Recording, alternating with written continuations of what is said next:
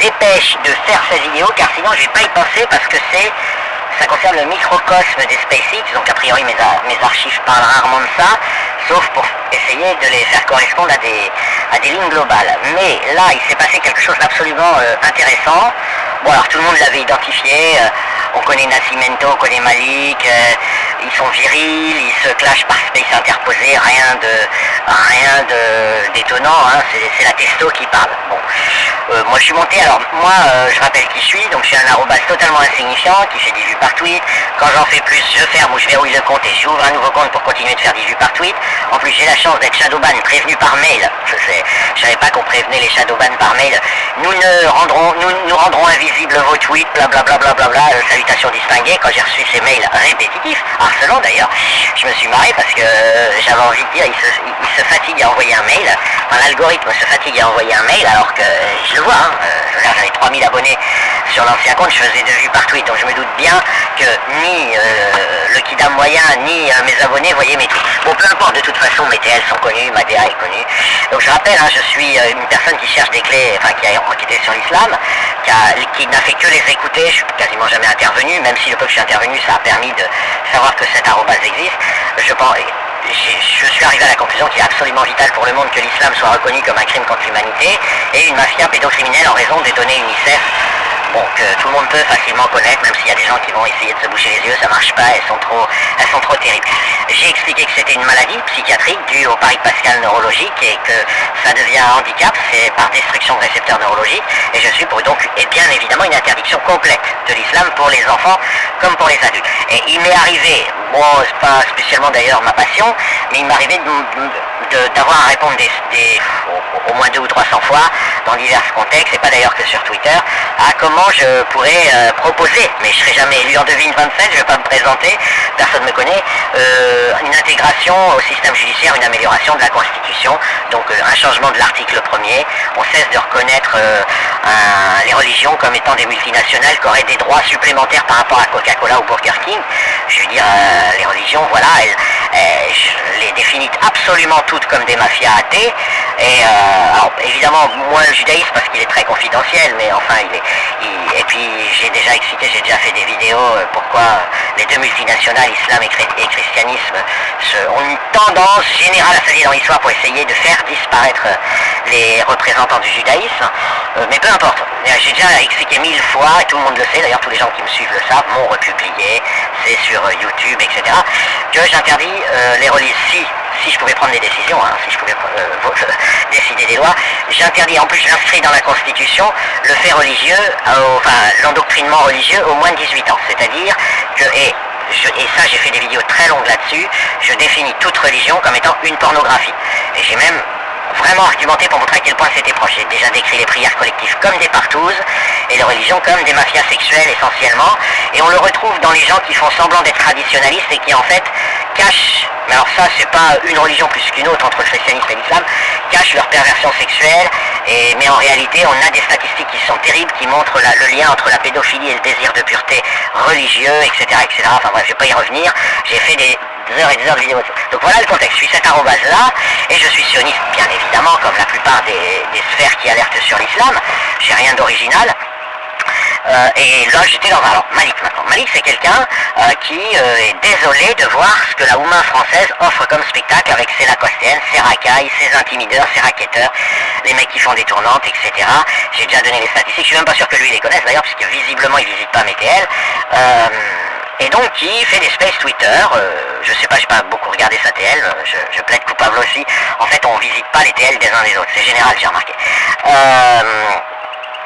Qui plaide pour, qui ouvre des space Twitter, pour droitiser, enfin je sais pas quel mot trouver, que que les musulmans montent soit un parti politique, soit s'intègrent dans les partis politiques de droite traditionnalistes, voire sécuritaires, bon en France on n'a pas énormément de choix, et je monte souvent dans ces spaces parce que ces règles sont claires, tu peux parler, et moi comme plein d'autres, vous pouvez parler tant que vous ne blasphémez pas l'islam. Alors évidemment ça exclut toute critique de l'islam, donc je ne critique pas l'islam quand j'ai dans ces spaces.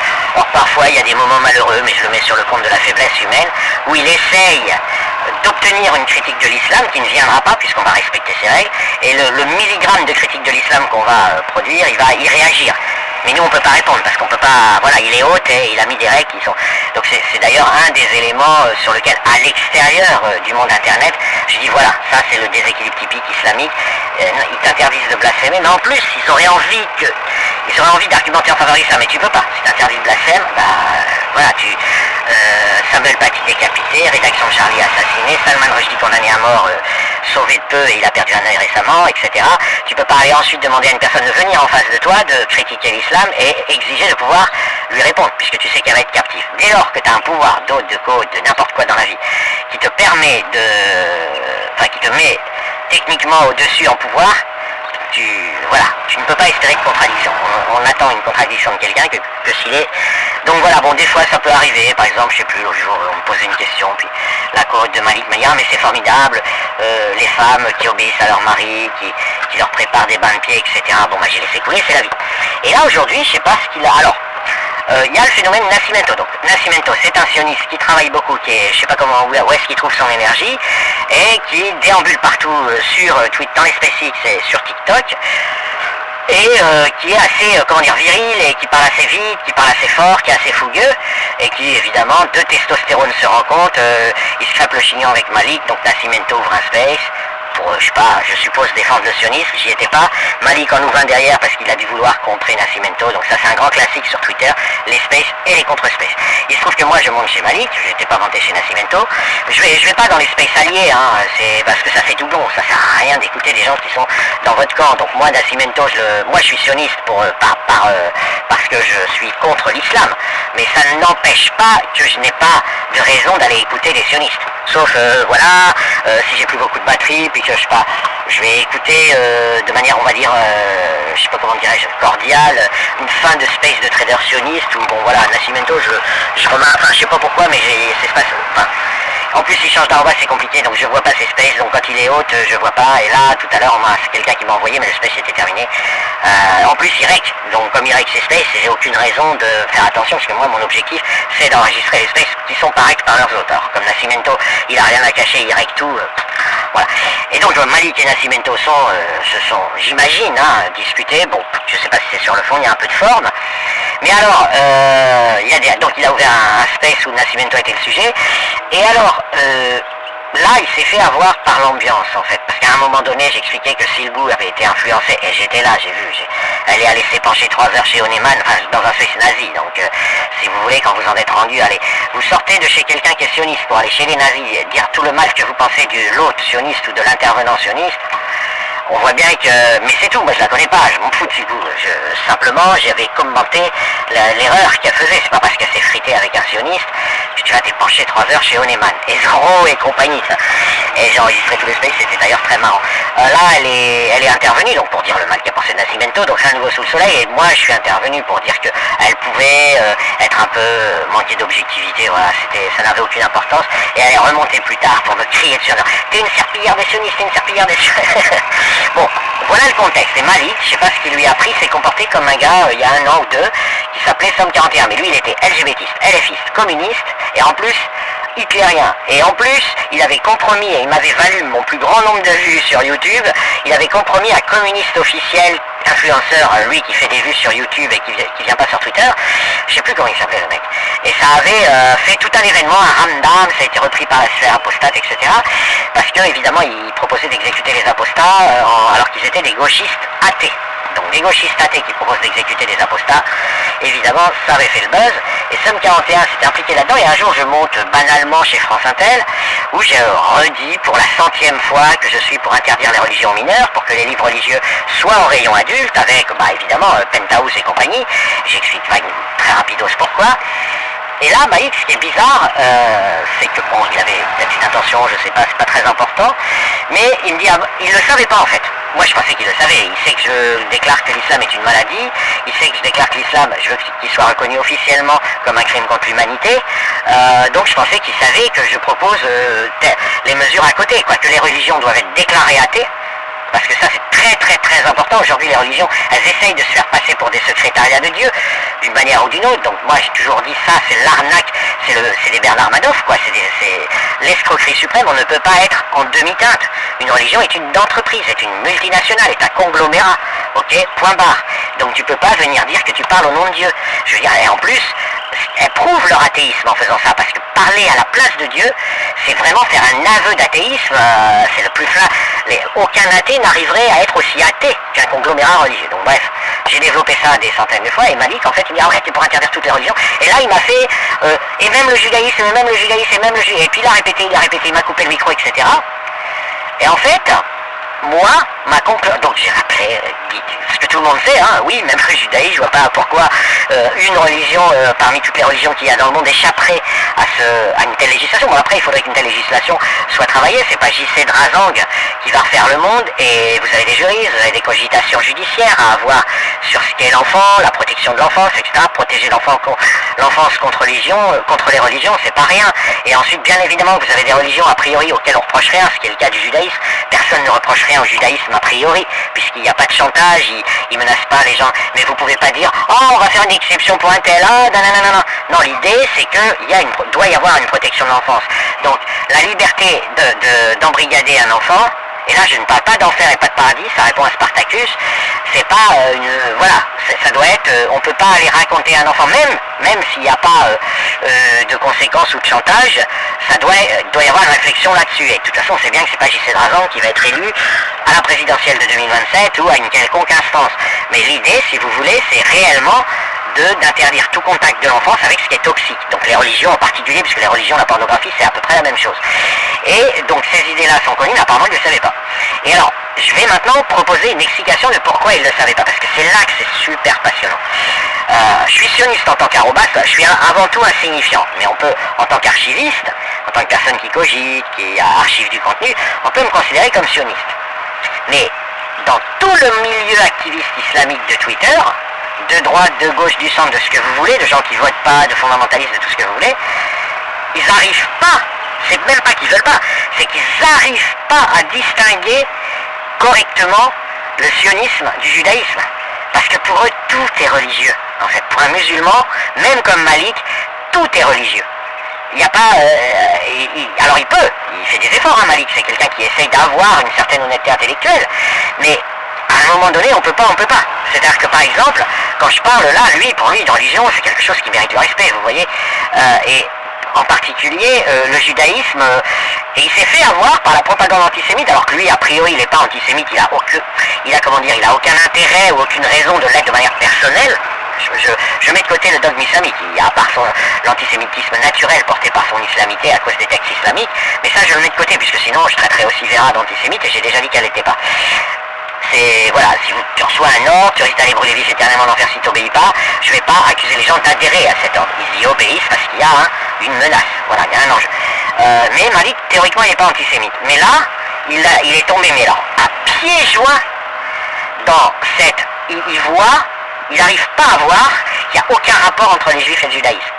Et j'ai fait, parce que j'ai pas seulement fait des publications sur l'interdiction des religions au moins de 18 ans, j'ai fait des tas de publications sur MTL pour rappeler ce piège. Parce que c'est un des gros fils qu'essaye de vendre la propagande antisémite, c'est que juif ça voudrait dire croyant à religieux. Alors pas du tout, juif c'est un état civil. Totalement, il n'y a pas le mot religion dedans, il n'y a même pas le mot homme, hein, vous êtes juif, c'est seulement si votre maman est juive, et l'initialisation, c'était il y a 2000 ans, donc on s'en fout, et aujourd'hui, c'est comme être du signe du bélier, et ça, j'ai fait des tas de publications, et donc, pour reprendre, parce qu'ils essayaient aussi, ça c'est marrant, ça c'est la cour de maternelle, ils auraient voulu me dire, vous savez, les enfants quand ils disent t'es pas cap, ils auraient voulu me conduire, Silbou et Malik, à ce que pour montrer que je suis cap, faudrait que j'insulte Nascimento, par exemple. Enfin ça, je résume, et on sentait un truc un peu comme ça. Et bon, ça c'est marrant, ça c'est le côté anecdotique, mais il s'adresse à quelqu'un qui insulte l'islam à longueur de journée et il l'accuse de ne pas pouvoir insulter Nascimento. Ça c'est le truc qui m'a toujours fait. Il y a un précédent dans un autre domaine, j'ai déjà dit, une personne me dit je vais porter plainte pour islamophobie. Mais je lui dis mais attends, réfléchis, tu es en train de m'expliquer que je devrais avoir peur de me retrouver dans un poste de police alors que ma vie est foutue, que je suis condamné à mort par l'islam et que je suis obligé de vivre sous un faux nom, au milieu des montagnes et de me déplacer tout le temps. J'ai du mal à comprendre comment tu t'imaginer que à partir du moment où tu blasphèmes l'islam, ce qui n'est pas possible, hein, enfin, en tout cas publiquement en étant connu, vous risquez gros, même si c'est pas sûr, le pire n'est jamais sûr, mais bon. Et la personne dit, ah ouais, j'ai porté plainte pour islamophobie, mais c'est Zoro qui m'avait fait le coup. Je lui dis, mais tu crois que je vais te croire? Là, évidemment que quelqu'un qui porte plainte, c'est pour retrouver ton adresse, c'est pas pour que tu sois convoqué par 2 fonctionnaires de police adorables qui vont te poser des questions et faire un procès verbal. De même, quelqu'un qui interviewe des terroristes, qui, bon, parce que je vais pas dire tout ce que je sais, de toute façon un certain nombre de gens le savent, et qui essaye de me dire, ouais, t'es pas capable de dire merde à un tel, là il s'agissait de Nascimento, mais ça aurait pu être... Mais vous voyez pas que ça se voit votre astuce. Et déjà, en plus, pour commencer, et puis surtout, moi, Nascimento, je vois très peu. Moi, je me contente de dire que sur le plan des principes, je suis dans son camp, mais j'écoute pas, enfin... Et j'ai analysé, parce que forcément, je suis énormément sur Twitter, son efficacité, c'est que tous les musulmans parlent de lui. Nascimento, c'est la star des musulmans. Donc moi, quand j'entends ça, je trouve que il fait un travail, il est efficace, parce que je le connais pas sinon, hein. Je sais pas qui c'est, je m'occupe jamais de lui, on ne s'est jamais envoyé de message, enfin, on n'a rien l'un contre l'autre. Lui, il n'en a rien à branler de moi parce qu'il n'est pas sur le secteur de la croyance, il est sur le secteur géopolitique, militant, sioniste, etc. Il vous parle pas de Torah et de je sais pas quoi, Nascimento. Enfin, il en parle un peu, mais quand il est avec ses potes qui sont religieux, mais ça c'est banal, hein. Voilà, un chrétien quand il va à l'église, il parle de Jésus, c'est bon. Nascimento, quand il est avec des adeptes du judaïsme, il parle de Torah, enfin, mais il n'est pas branché là-dessus. Enfin, moi, j'ai jamais détecté qu'il est branché là-dessus. Et en fait, donc pendant qu'ils essayaient cette ruse, merde, qu'est-ce que j'ai voulu donner trop de détails, j'ai oublié le coup d'après.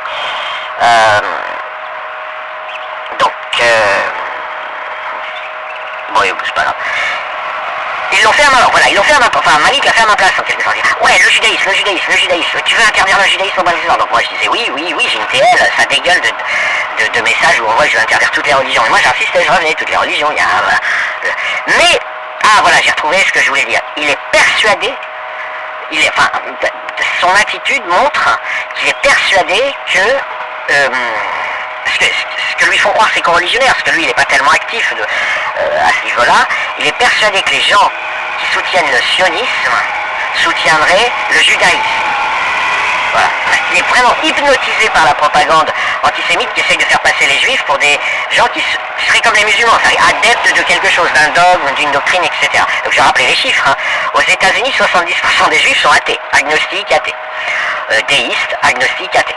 Il n'y en a que 30%, et non, même, je crois que c'est pire, hein. Enfin bref, en tout cas, il y en a au moins 70%, vous pouvez demander à... Avec le continent non américain, faire tout le reste, vous rééquilibrez, vous obtenez 55% de juifs qui sont déistes, agnostiques, athées. 40% des juifs croient à la Torah sans croire à Jésus-Christ, vous voulez, sans être chrétien. Et vous avez 5% de juifs qui sont bouddhistes, hindouistes, chrétiens. Je crois que chrétiens c'est 3%, vous avez même 10 000 juifs qui sont musulmans, dont Jean-Louis Denis d'ailleurs. Mais ce qui est marrant avec sa démarche, c'est qu'il s'est fait avoir à l'idée que quelqu'un qui est sioniste, enfin qu'un arroba sioniste, donc pour que Israël survive, hein, à l'exigence islamique de au djihad, au djihad du Levant, donc il s'est fait avoir à l'idée que quelqu'un qui est sioniste, qui est pour Israël, et ça se voit que je suis pour Israël, moi j'ai fait plein de vidéos, j'ai vraiment travaillé le dossier, puisque j'avais fini mon enquête il y a un an sur l'islam, et j'ai fait un supplément pour aller comprendre le nazisme non musulman, c'est-à-dire la partie antisémite de l'Occident, qui ne proviendrait pas de l'islam, mais qui pourrait s'allier, bon c'est les fameuses alliances entre Onimat, Zoro et Dilo, si on veut une traduction par les arrobas. Qu'est-ce que je voulais dire? Ouais, il a littéralement dans la tête, il mélange le sionisme et le judaïsme. Alors que Malik, a priori, je pense qu'il est contre le sionisme ou ça lui est pas très sympathique, les principes sionistes. Mais le sionisme, c'est une position politique, c'est être pour Israël. C'est pour qu'Israël existe, parce que bon, si on ne défend pas Israël, ou si Israël ne se défend pas, il disparaîtra sous le djihad du Levant. On peut se tromper, mais je veux dire, c'est ça le sionisme, hein. C'est pas je ne sais quoi de mystérieux. Non, le sionisme, c'est être pour Israël, être pour que Israël ait le droit, il continue d'exister, c'est pas avoir le droit, ça sert à rien, c'est être pour qu'Israël continue d'exister au Levant. Ok, donc corollaire pour que le Levant se désislamise. Alors, il y a une partie des islamisés ou devenus musulmans modérés avec les EAU, avec la Jordanie, etc.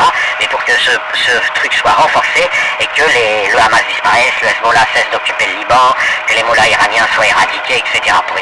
Mais c'est pas dans le but que Israël survive, c'est dans le but que le peuple perse puisse sortir de sa séquestration. Donc, vous voyez, il y a des... c'est compliqué, parce que vous n'êtes pas forcément... ça ne veut pas dire sioniste, spécialement, pour le... Enfin, anti-islam ne veut pas dire sionisme. Mais avec, finalement, les lapsus de Malik, ce qu'on a, c'est un amalgame entre le judaïsme, donc il s'étonne qu'un arrobase sioniste est allié avec Nascimento, soit pour interdire les religions, mais il n'y a aucune surprise, c'est connu de tous les gens qui parcourent MTL, de tous les spaces, et lui il ne le savait pas, il n'a pas menti. Il a juste, il s'est pris les pieds dans le tapis, mais en fait, c'est, comment dire, il s'en rend même pas compte.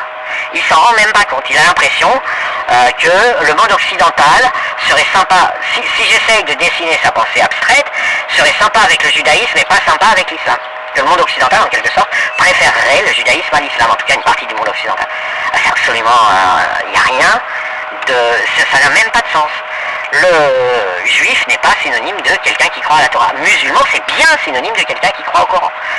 Ça n'a rien à voir. C'est pour ça que l'antisémitisme, qui est un des crimes les plus graves, parce que vous accusez, parce que j'ai déjà fait une vidéo là-dessus, dans le racisme, vous accusez la victime d'être inférieure. Ok? Mais elle a la possibilité de vous prouver qu'elle n'est pas, et elle vous bat aux échecs.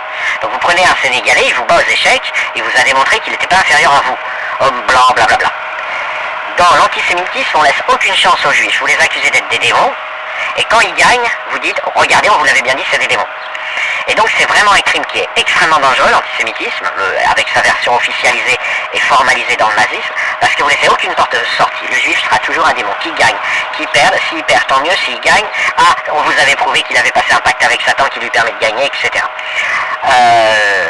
Et donc l'antisémitisme c'est très grave, alors que l'islamophobie c'est juste le droit au blasphème. On pourrait parler de musulmanophobie, mais pour ça il y a le racisme, il y a tout ce que vous voulez, enfin, non, c'est une xénophobie, la musulmanophobie c'est une forme de xénophobie, c'est tout à fait illégal et interdit. Il n'y a absolument pas de législation manquante là-dessus. Ce qui est manquant, c'est d'interdire le blasphème. Alors je sais que Malik est plus ou moins favorable, tout en reconnaissant que c'est... Au fond, il n'est pas chez lui, enfin c'est ce qu'il dit, hein. Les Français, eux, sont pour le blasphème et pas lui, voilà. Alors, il cherche une association avec un christianisme qui pourrait être favorable à interdire le blasphème, etc. Mais passons, ça c'est un autre sujet. Mais en tout cas, c'était absolument génial, parce que on entend en live des personnes qui déjà pensaient que s'opposer à l'islam, c'est être une serpillière des sionistes. Déjà, c'est un pas franchi. Lui, il ne le franchit pas. Par contre, ça, l'intervenante d'avant, elle le franchit. Mais lui, ce qui, sans le vouloir, ce qu'il va dire, c'est privilégier le judaïsme.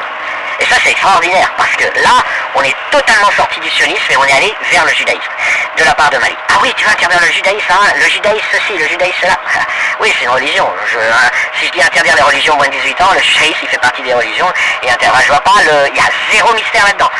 Et alors, il s'est aussi fait avoir à l'idée que, mais ça c'est pas de sa faute, c'est normal de ne pas visiter les TL, mais ça c'est un truc que j'ai remarqué dans les sphères islamiques, à force de dire t'es pas cap, ils sont absolument persuadés qu'ils ont tout vu. Et donc, quand je défends Israël, ou quand je défends c'est un bien grand mot, j'ai une attitude d'archi, je suis une serpillière, j'oserais pas les critiquer, etc. Mais en fait, ils ne voient que ce que, par exemple, j'allais dire dans France Intel ou dans un space. Et du coup, ils sont persuadés, mais en fait, c'est plus fort qu'eux. C'est-à-dire qu'ils montrent qu'il y a une certaine bonne foi dans leur croyance mystique que les juifs domineraient le monde et pourraient asservir des gens qui sont pas juifs, mais des occidentaux banals. Vous voyez, des gens comme J.C. Drazan qui tapent sur la religion. Ah ouais, mais ils n'osent pas taper sur le judaïsme. Et ben ils ont montré en live que c'était présent dans leur mécanisme de pensée. Et en plus, pour une raison toute bête, c'est qu'ils vont juste pas voir les TL. Ah merde, j'arrive, je vais faire un compliment.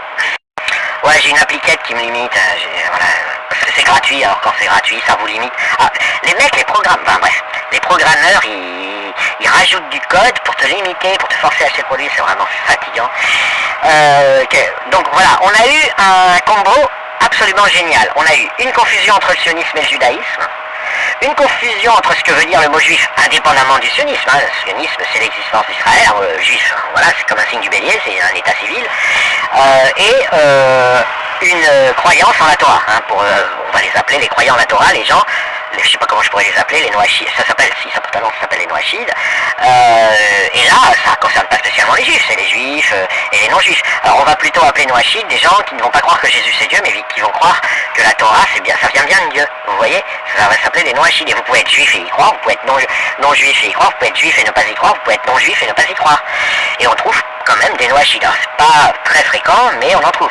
Et si on enlève la condition de Jésus-Christ égale Dieu, tous les chrétiens sont noachides. Voilà. Ils croient tous que la Torah vient de Dieu. Donc, parce que leurs évangiles, ils sont pas longs, hein. C'est des dépliants publicitaires, il y a 1 heure pour lire chaque évangile, il y en a 4. Ça fait 4 heures de lecture, ça se lit très vite, c'est l'histoire d'un mec qui fait plein de tours de magie et qui soigne tout le monde, peace and love, donc bon, voilà. Il fallait bien, les inventeurs du christianisme, ils avaient besoin de... Voilà, vous vendez pas votre âme avec 4 dépliants publicitaires. Il fallait ajouter la Torah, elle était là, ils l'ont ajouté, ils ont fait un pacte. C'est pour ça qu'on dit civilisation judéo-chrétienne, parce que c'est tout simplement la Bible chrétienne, c'est la Torah, plus 4 petits dépliants publicitaires qui s'appellent les évangiles, qui ajoutent le postulat que Jésus c'est Dieu. Voilà. Enfin bref, je vous renvoie à la documentation.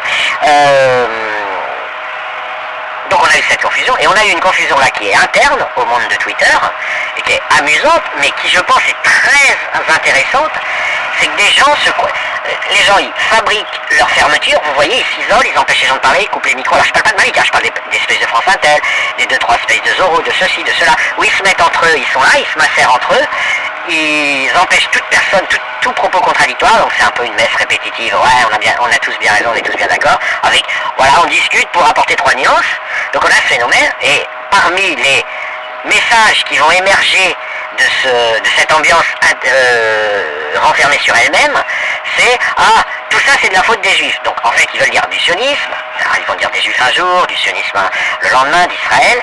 Donc en fait, et puis alors ils ont des repères, alors ils ont comme arrobase JC Drazan, critique de l'islam. Alors forcément c'est une serpillière du sionisme. Et on me l'a dit plein de fois, hein. Alors moi j'ai déjà dit que j'étais sioniste, il n'y a pas de souci, c'est une évidence, tout occidental est sioniste. Personne n'a envie de voir le Levant devenir comme sous règne taliban, ou sous règne de Daesh, ou sous règne des mollahs iraniens. Personne n'a envie de ça.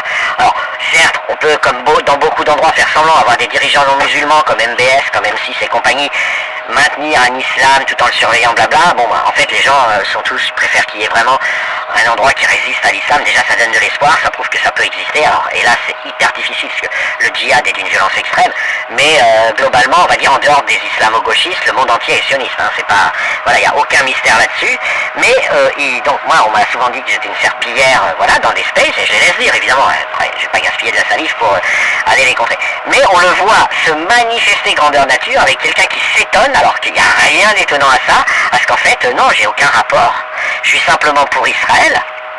Ça fait pas de moi quelqu'un qui croit à la Torah, ou qui dit faut pas on va faire une exception, je propose d'interdire les religions au moins de 18 ans. Ah mais on va faire une exception pour le judaïsme. Non mais même, admettons que j'ai un amour particulier pour le judaïsme. Mais quel sens ça aurait que j'arrive en disant faut interdire les religions au moins de 18 ans, ah messieurs dames, mais sauf le judaïsme. Mais quel sens ça aurait, enfin, d'accord, je passe déjà pour un clown pour d'autres raisons, mais ça coule de source. Voilà, et puis ensuite, ça n'existe que dans la tête des musulmans que les gens sont des serpillières des sionistes. En fait, le musulman cherche, en moyenne, hein, je parle pas de Malik, je parle d'une ambiance qui arrive. Il cherche, il n'arrive pas à c'est même pas qu'il arrive pas à apostasier, j'ai déjà expliqué pourquoi, mais il n'arrive pas à sortir d'une grille de lecture dans laquelle l'islam est important.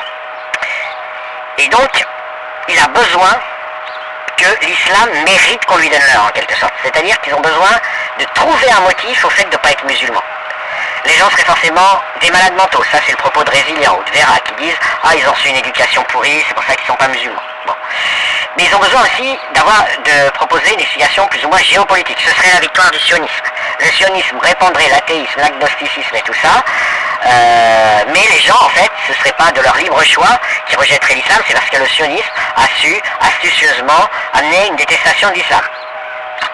Donc je redis, hein, le motif principal d'apostasie, c'est très largement médaille d'or par rapport à tout, c'est de lire le Coran. C'est-à-dire que les musulmans qui lisent le Coran, quand on arrive à les inciter à le faire, ils le font pas en général, ils se méfient, mais quand ils le lisent, ils apostasient.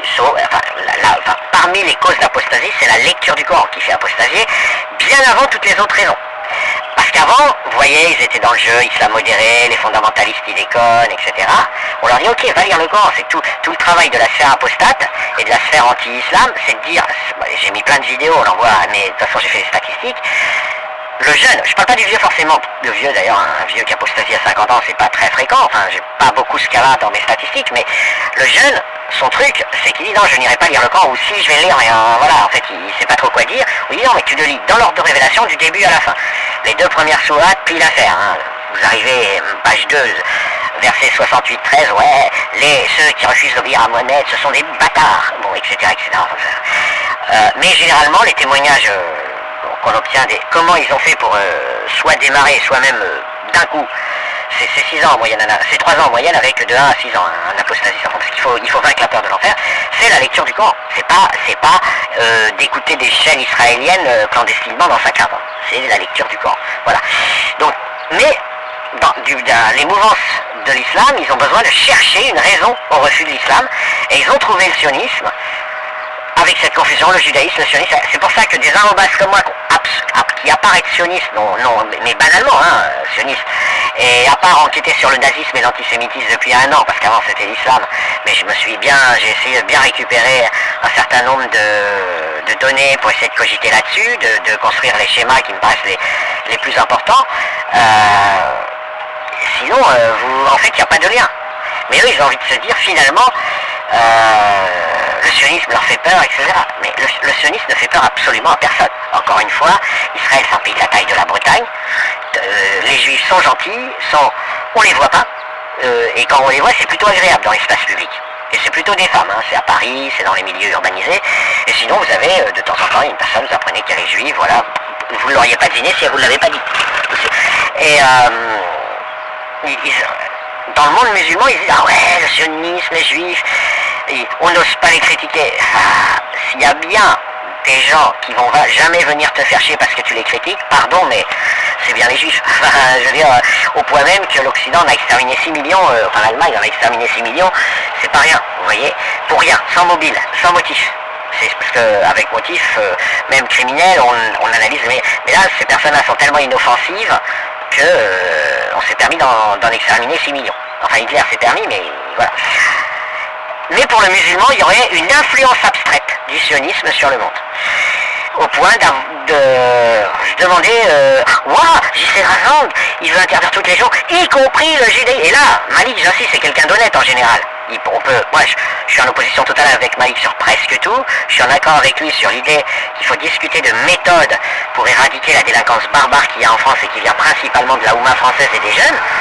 Mais il est honnête, je l'accuse pas d'être Somme 41. Mais là, sans le vouloir, il a baigné dans le Somme 41isme. Enfin, il a fait, ouais, dans l'extrait que j'ai mis, Somme 41 est là. Ouais, ben alors on va leur faire quoi aux jeunes s'ils rentrent à l'âge de 16 ans, 17 ans, donc ils sont encore mineurs dans une synagogue, il a répété le mot synagogue 15 fois, etc.